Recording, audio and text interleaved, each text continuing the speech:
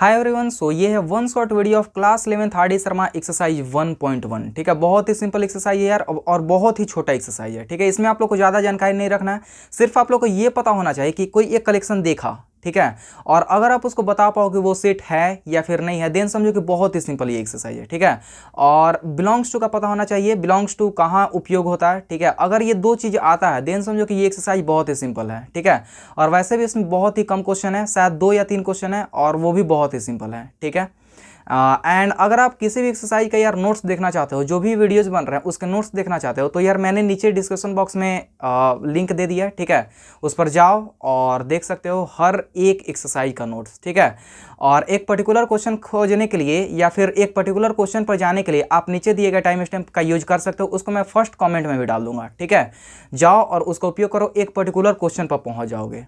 ठीक है, क्लियर है। और अगर हो सके तो इस चैनल को यार सब्सक्राइब जरूर करना, नीचे रेड कलर का सब्सक्राइब बटन है और बगल में बेल आइकन जरूर दबाना, ताकि मैं फ्यूचर में कभी भी वीडियो अपलोड करूंगा तो उसका नोटिफिकेशन आप लोगों तक पहुंच जाएगा। ठीक है, तो किया जाए शुरू इस एक्सरसाइज का solution. Let's begin.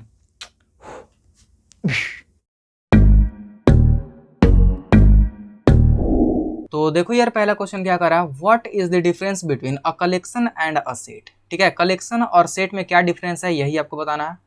Then give reason to support your answer, यानी कि अगर आप जो भी आंसर देते हो उसके लिए आपको रीजन भी देना पड़ेगा कि आखिर क्यों। ठीक है, यानी कि आपको ये बताना पड़ेगा कि इन दोनों के बीच डिफरेंस क्या है और अपना रीजन भी यहाँ रखना पड़ेगा। क्लियर। तो सिंपल बात है कि कलेक्शन और सेट में क्या डिफरेंस है। ठीक है, यानी कि difference between a collection and a set. ठीक है, सेट और कलेक्शन में डिफरेंस बताना है।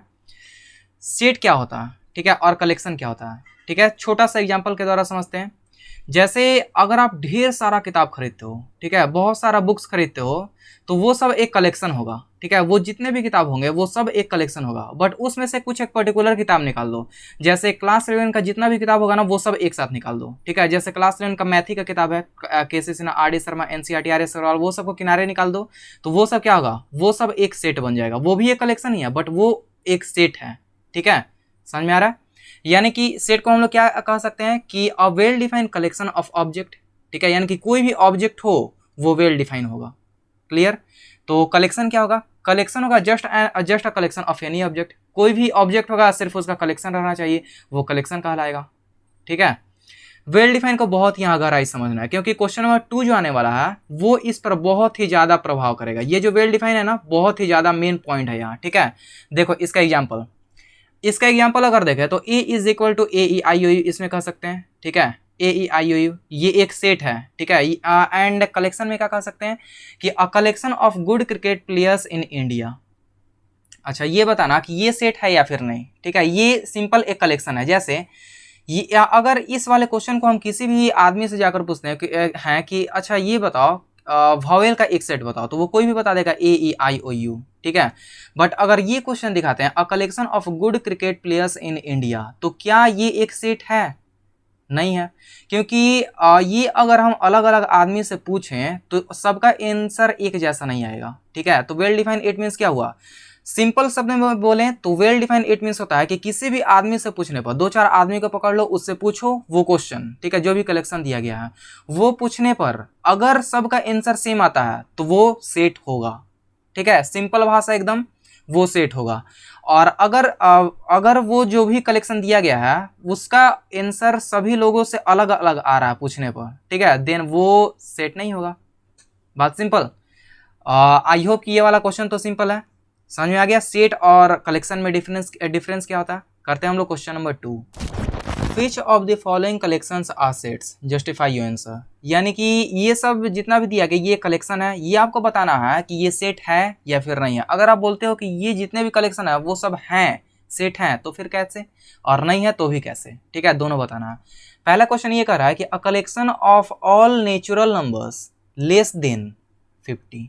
ठीक है, तो अच्छा ये क्वेश्चन उठाओ। ठीक है, जैसे हम आपको बताया था कि सेट कैसे पहचानोगे, वो वेल डिफाइन होना चाहिए। वेल डिफाइन कैसे पहचानोगे, तो 2-4 लोगों के पास जाओ, वो क्वेश्चन, वो जो कलेक्शन दिया गया वो उठाओ और वो पूछ दो। ठीक है, 2-4 लोगों से, सबका आंसर सेम आता है तो सही है, ये एक सेट है। और आंसर सेम नहीं आता है देन समझो कि ये सेट नहीं है। ठीक है, डायरेक्ट इसको हम लोग नो कह देंगे। ठीक है, यहाँ लिखने का तरीका भी यहाँ डिपेंड करता है, यहाँ लिखने का तरीका सब जगह एक ही होगा, सिर्फ एक समझोगे सब बना दोगे, ठीक है। देखो पहला question, a collection of all natural numbers less than 10, इस क्वेश्चन को उठाते हैं जो 2-4 लोगों से पूछते हैं, तो आपको क्या लगता है कि इसका आंसर अलग आएगा या फिर सेम आएगा, ठीक है। खुद ही पहले इसको सोल्व करो, ठीक है। और यहाँ देखो हम भी यहाँ सोल्व कर रहे हैं, ठीक है। इसका आंसर क्या हो जाएगा, इसका हो जाएगा सेट हो जाएगा। इसके अंदर जैसे नेचुरल नंबर क्या होता है, 1 से शुरू होता है, तो 1 से हम लोग शुरू करेंगे, 1 2 3 4 5 और ऐसे चलता ही जाएगा कहाँ तक, 50 से नीचे यानी कि 50 से लेस 49 तक, 48 और 49, ठीक है। यहाँ स्टॉप हो जाएगा, 50 नहीं आएगा क्योंकि ये जब भी बोला है तो 50 से छोटा ही बोला है, ठीक है, 50 से कम, 50 के इक्वल नहीं। यानी कि ये आंसर मेरा आया। अब आप अपना आंसर मिलाओ, ठीक है। क्या इसका आंसर हम दोनों का मैच कर रहा है, ठीक है। 2-4 लोगों से और पूछ कर देखो, उन लोगों का आंसर मैच करेगा, ठीक है। यानी कि ये जो कलेक्शन दिया गया है ये सेट है, ठीक है। लिखने का तरीका बहुत ही सिंपल है, पहले लिखना है ये सेट है, ठीक है, सेट है यानी कि येस, ठीक है। शुरुआत में हम लोग येस लिखेंगे, आफ्टर दैट ये पूरा क्वेश्चन ही लिख डालो, yes a collection of all natural numbers less than 10, less than 50, less than 50 क्या है, वेल डिफाइन है, इज वेल डिफाइन, यहां तक हो गया। Hence it is a set, ठीक है, यानी कि इसलिए ये सेट है, बात सिंपल। तो कैसे लिखेंगे, yes a collection of all natural number, जिसको हम लोग रिप्रेजेंट करते हैं कैपिटल एन से, less than 50 is well defined, hence it is set, clear. Number second, the collection of good hockey players in India, इस क्वेश्चन को उठाते हैं, 2-4 लोगों से पूछते हैं, क्या आपको ये लगता है कि इसका आंसर सबका सिमिलर आएगा, हो ही नहीं सकता, ठीक है, क्योंकि बहुत से लोगों का अलग हॉकी प्लेयर होगा जो कि ऐसा लगता होगा कि नहीं ये बहुत ही अच्छा हॉकी प्लेयर है, शायद मेरी नज़र में वो हॉकी प्लेयर उतना अच्छा ना हो, ठीक है। तो इसलिए ये सबका आंसर तो सेम नहीं आएगा, सबका आंसर सेम नहीं तो वेल डिफाइन है, और वेल डिफाइन है तो फिर सेट नहीं, ठीक है। यानी कि इसका क्या आंसर होगा, no, the collection of good hockey players in India is not well defined, hence it is not a set, clear. सबका लिखने का तरीका सेम ही है, नहीं है तो पहले नो लिखेंगे, पूरा क्वेश्चन उतार दो, वेल डिफाइन है तो ये इज वेल डिफाइन, और नहीं वेल डिफाइन है तो इज नॉट वेल डिफाइन, नहीं है तो फिर not set, hence it is not a set, और अगर है वेल डिफाइन है तो फिर it is a set, clear, ठीक है। The collection of all girls in your class, अच्छा ये बताना, ये आपको क्या लगता है, अपने स्कूल में जाओ, ठीक है, या फिर कॉलेज में पढ़ते हो कॉलेज में जाओ और जाकर किसी भी अपने क्लास के स्टूडेंट से पूछ दो, ठीक है। अगर उसको नहीं भी पता है तो जाएगा अपने क्लास में काउंट कर लेगा, ठीक है, 1 2 3 4 5 6 जाकर पूरे जितने भी गर्ल्स हैं वो सब काउंट कर कर आकर बता देगा, ठीक है। फिर आप भी जाओ, वो उन सभी को काउंट करो, फिर आकर आप भी वो चीज़ बताओ, ठीक है, दोनों का आंसर मैच करेगा। अगर आपको ऐसा लगता है कि शायद हो सकता है कि किसी दिन लड़की जो है वो पूरा नहीं आई हो क्लास में, अटेंडेंस शीट उठा लो, ठीक है, उसमें जितना भी गर्ल्स हैं उसको काउंट कर लो और जाकर किसी और स्टूडेंट को बोलो, वही चीज करेगा, सबका आंसर सेम आएगा। यानी कि ये जो कलेक्शन ये एक वेल डिफाइन है, वेल डिफाइन है यानी कि ये एक सेट है, क्लियर। तो इसको हम लोग क्या कर सकते हैं, yes the collection of all girls in my class is well defined, hence it is a set, ठीक है। Number 4, the collection of most talented writer in India, क्या लगता है आंसर सेम आएगा या फिर नहीं आएगा इसका आंसर सेम, ठीक है। शायद हमको ऐसा लगता है कि ध्यानचंद हुए, ठीक है, सॉरी प्रेमचंद हुए, या फिर कोई और राइटर उठा लो, ठीक है, मेरे नज़र में वो अच्छे हैं, बट आपके नज़र में कोई दूसरे भी अच्छे हो सकते हैं, जरूरी नहीं कि हम दोनों का मैच करें या फिर किसी और का मैच करें, बाई चांस ही हो सकता है कि कोई एक दूसरे का मैच करता हो, ठीक है, बट ऐसा होना चाहिए सभी का अगर मैच करेगा तभी हम लोग यहाँ कहेंगे ये एक वेल डिफाइंड कलेक्शन है, ठीक है। तो इसका आंसर क्या हो जाएगा, नो, ठीक है, no the collection of most talented writer in India या फिर of India is not well defined, hence it is not a set, clear. The collection of difficult topic in mathematics, ठीक है, difficult topic in mathematics, क्या लगता है आपको, क्या इसका आंसर सबका मैच करेगा? ऑब्वियस सी बात है, इसका आंसर मैच ही नहीं करेगा, ठीक है। शायद हो सकता है कि आपके नज़र में मैथमेटिक्स का कोई एक डिफिकल्ट टॉपिक उठा लो या सिंपल टॉपिक ही उठा लो, ठीक है, आपके नज़र में वो सिंपल है बट शायद दूसरे के नज़र में वो डिफिकल्ट हो सकता है ऐसा, ठीक है। जैसे पाइथागोरस थ्योरम बहुत ही सिंपल है, ठीक है, वो मुझे आता है, ठीक है, आपको भी आता है, शायद कोई ऐसा भी स्टूडेंट होगा जिसको नहीं आता हो, और उसको नहीं आता है, यानी कि वो उसके लिए एक डिफिकल्ट क्वेश्चन है, ठीक है। यानी कि सबका आंसर मैच नहीं कर रहा है, मैच नहीं कर रहा है, यानी कि इसका जो वो ये जो है ये कलेक्शन जो दिया है ये एक वेल डिफाइंड कलेक्शन नहीं है, ये एक वेल डिफाइंड कलेक्शन है तो फिर ये सेट नहीं है। क्लियर? तो इसका आंसर क्या होगा? No, the collection of difficult topic in mathematics is not well defined, hence it is not set. Clear? कोई दिक्कत नहीं। Number 6, the collection of novels written by Munshi Premchand.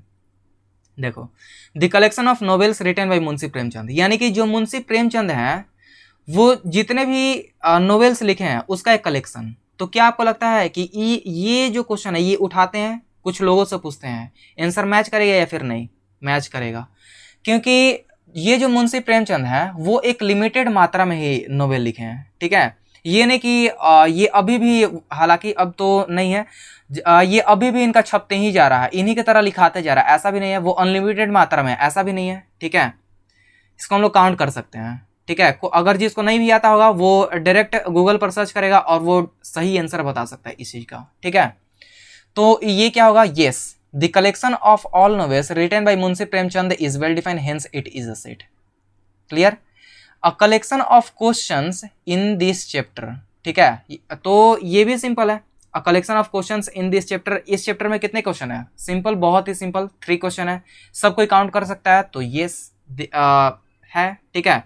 इसको भी ऐसे ही लिखेंगे, the collection of all months of a year beginning with letter J, ठीक है। यानी कि जितने भी एक साल में मंथ आते हैं, ठीक है, 1 ईयर में जितने भी मंथ आते हैं उसमें से ऐसा मंथ है, ऐसा मंथ बताना है जिसका शुरुआत लेटर जे से होता हो, ठीक है। तो क्या होगा इसका? ये हो जाएगा जनवरी, फिर मई, जून हो जाएगा, एंड जुलाई, बस, ठीक है।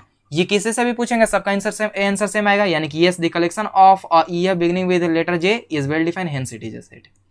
A collection of most dangerous animal of the world, तो ऑब्वियस सी बात है सबका आंसर सेम नहीं आने वाला है, ठीक है। शायद मेरे नज़र में चीता सबसे डेंजरस एनिमल हो, दूसरे के नज़र में हो कि लायन सबसे डेंजरस एनिमल हो, किसी किसी को तो डॉग से डर लगता है, ठीक है। ज़्यादातर लड़कियों को देखोगे तो उन लोग को कॉकरोच से डर लगता है, ठीक है। हालांकि वो दिखावा होता है, बट लगता है उन लोग को। तो इन दैट केस सबका आंसर सेम नहीं है, ठीक है। सेम नहीं है तो वेल डिफाइन नहीं है, और वेल डिफाइन नहीं है तो फिर ये सेट नहीं है, ठीक है। तो no, the collection of most dangerous animal is not well defined, hence it is, यहां हो जाएगा नॉट, ठीक है। It is not a set. Clear है? ठीक है। Number 10, the collection of prime integer, ठीक है। Prime integer it means integer तो आप लोग जानते हो, पूरा whole number plus negative natural number को उठा लोगे तो वो सब इंटीजर कहलाएगा, ठीक है। उसमें से बोल रहा है इंटीजर में से भी आपको छाड़ देना प्राइम। प्राइम इट मीन्स क्या होता है? अभाज्य, ठीक है। अभाज्य कहने का मतलब कि वैसे नंबर्स जो खुद से ही कटे या फिर 1 से कटे, ऐसा होता है ना। अच्छा, तो इसका आंसर क्या होगा? सिंपल है, यानी कि इसका हो जाएगा, अगर हम इसका सेट बनाए तो ये हो जाएगा 2 क्या होता है? वो खुद से ही कटेगा, यानी कि 2 से कट सकता है, 2 × 1, और 1 से कटेगा 1 × 2। 3 क्या है? 3, ये 2 जो है ये इंटीजर भी है, ठीक है। 3 इंटीजर भी है, क्या ये प्राइम है? तो 3 से ही कटेगा, ठीक है। 3 × 1 और 1 × 3, ठीक है। 4 इंटीजर है बट प्राइम नहीं है, ठीक है। 4 क्या है? 4 से तो कटेगा ही, 1 से भी कटेगा, बट ये 2 से भी कटेगा, ठीक है। 2 से कटेगा, ये प्राइम नहीं है। इसी तरह जानते हैं आप लोग 2, 3, 5, 7, फिर 11 और ऐसे ही 13, ऐसे ही चलता जाएगा, ठीक है, इनफाइनाइट तक। तो इसका आंसर क्या हो जाएगा? इसका आंसर होगा यस, ठीक है। ये जो कलेक्शन दिया गया है इसको कोई भी काउंट कर सकता है, ठीक है। कम से कम काउंट कर इतना तो बता सकता है कि इसका जो आंसर है वो इनफाइनाइट है, यानी कि इसको हम लोग काउंट लास्ट बहुत अंत तक जाएगा, ठीक है। शुरुआत में काउंट कर सकता है, समझ में आ रहा है? ठीक है। ये ऐसा नहीं है कि यहाँ इनफाइनाइट है, इसको हम लोग काउंट ही नहीं कर सकते हैं, तो इसका आंसर हो जाएगा नो, ऐसा नहीं है, ठीक है। अच्छा, एक सिंपल सा क्वेश्चन, ठीक है, ये अगर आपको कंफ्यूज करा तो एक सिंपल सा क्वेश्चन, क्या आप लोग स्टार को गिन सकते हो? कोई अगर आपसे बोला कि स्टार कितने हैं, काउंट कर बताओ, ठीक है, तो असल में ये आप लोग बोलोगे कि हम लोग इसको गिन ही नहीं सकते हैं, ठीक है।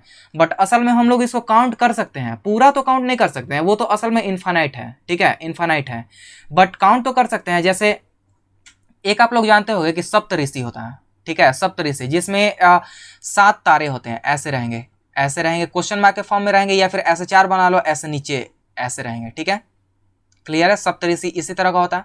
तो इसको तो हम लोग काउंट कर पाए हैं ना, 7 तारे हैं, सप्तऋषि हैं, 7 स्टार, ये नहीं कि हम लोग ये भी जानते हैं इसका आंसर इन्फिनाइट होगा, ठीक है, इन्फिनाइट होगा, बट ऐसे तो हम लोग काउंट कर सकते हैं, ठीक है। अच्छा, एक और क्वेश्चन छोटा सा, जैसे एक इवन नंबर हम आपसे बोले, ठीक है, एक इवन नंबर बोले, तो अगर हम ऐसा बोले कि इवन नंबर बताओ, तो सिंपल आप लोग बोलोगे कि 2, 4, 6 एंड 8 ऐसे ही जाएगा, ठीक है, और 10, ये कितने इवन नंबर है, 5 इवन नंबर है। बट अगर हम total number of even number बोले तो उसमें क्या होगा, इन्फानाइट होगा, यानी कि इवन नंबर को भी हम लोग काउंट कर सकते हैं, ये इन्फानाइट है बट काउंट कर सकते हैं 1 2 3 4 5, एक पर्टिकुलर इवन नंबर दिया हो तब। इसी तरह इसको हम लोग काउंट कर सकते हैं, यानी कि इसका आंसर होगा यस, क्लियर, ठीक है, समझ में आ रहा है। तो देखो यार, अब करते हैं question number 3। If A is equal to एक सेट दिया है, ठीक है, एक सेट दिया, then insert the appropriate symbol belongs to और does not belongs to in each of the following blank spaces, ठीक है, यानी कि जो ये स्पेस दिया है इसमें आप लोग को बिलोंग्स टू ये वाला साइन या फिर ये वाला साइन भरना है। इसका मतलब क्या होता है, इसका मतलब ये होता है, जैसे पहला ही क्वेश्चन समझते हैं, ठीक है, ये एक सेट है, ये जो बोल रहा है, ये जो 4 है ना, ये जो 4 है वो ए में है, ये जो सेट है ये एक सेट है, ठीक है, और ये इसका एलिमेंट है, ये इसका एलिमेंट है। तो ये जो 4 है वो इस सेट में है या फिर नहीं है, अगर होगा तो बिलोंग टू, ठीक है, बिलोंग्स टू, अगर नहीं होगा तो does not belongs to, clear. तो देखते हैं ये जो 4 है वो इसमें है या फिर नहीं है। इसमें 4 यहां दिख रहा है, 4 है, ठीक है, 4 है, यानी कि ये बिलोंग करता है, ठीक है, ये बिलोंग करता है, यानी कि कर रहा है, यानी कि बिलोंग टू का सिंबल क्या होता है, ये ऐसे, ठीक है, ऐसे होता है, ऐसे ऐसे, ये हुआ बिलोंग टू का, ठीक है। -4 है या नहीं, -4 यहाँ तो दिख नहीं रही है, 4 है बट निगेटिव 4 नहीं है, तो ये क्या होगा, डज नॉट बिलोंग्स टू, ऐसे कट कर देंगे, ठीक है। अगर हुआ तो बिलोंग टू, नहीं हुआ तो फिर डज नॉट बिलोंग्स टू। कितना सिंपल है। 12 10 तक ही है, यहाँ 12 है ही नहीं, यानी कि ये क्या होगा, डज नॉट बिलोंग्स टू। 9 यहाँ देख रहे हैं 9 तो है, ठीक है, यानी कि बिलोंग्स टू। अच्छा 0 यहाँ देख रहे हैं, ये भी बिलोंग्स टू।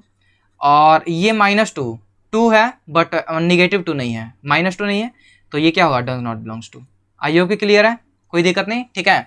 और बहुत ही सिंपल था यार ये एक्सरसाइज, ठीक है, जैसा कि हम लोग देखें, और इससे बहुत हार्ड एक्सरसाइज केसेस में बना चुके हैं, ठीक है। इसका मतलब ये नहीं है यार कि इसमें हार्ड नहीं आने वाला है, ठीक है, इसमें बहुत ही हार्ड क्वेश्चन आएगा। ऐसा भी क्वेश्चन आएगा जो आपका माइंड हिला सकता है, कुछ ऐसा भी क्वेश्चन हैं, बट वो एक्सरसाइज डिपेंड करता है कौन सा एक्सरसाइज है। यार पहला एक्सरसाइज था तो सिंपल है, ठीक है। इसके आगे बहुत सारा एक्सरसाइज है, शायद 7 या 8 एक्सरसाइज तक है इसका, और उसमें बहुत सारे क्वेश्चंस बनाएंगे हम लोग, ठीक है, क्लियर। तो यार यहाँ होता है एक्सरसाइज 1.1 समाप्त, ठीक है, और ये बहुत ही सिंपल एक्सरसाइज था यार। इसके आगे हम लोग करेंगे एक्सरसाइज 1.2, और उसमें भी जितने भी क्वेश्चन होंगे, ठीक है, उसमें जितने भी क्वेश्चन होंगे वो सब एक पर्टिकुलर वीडियो में ही आएगा, ठीक है। जैसे हम लोग केसीसी नब्बू का कर रहे हैं उसी तरह हम लोग इसको भी करेंगे, और बहुत ही सिंपल वे में करेंगे, ठीक है। एंड आई होप कि ये एक्सरसाइज आप लोग को रिलेवेंट लगा होगा जो भी सॉल्यूशन कराए हैं यार, ठीक है। Till then have a nice day, take care and bye.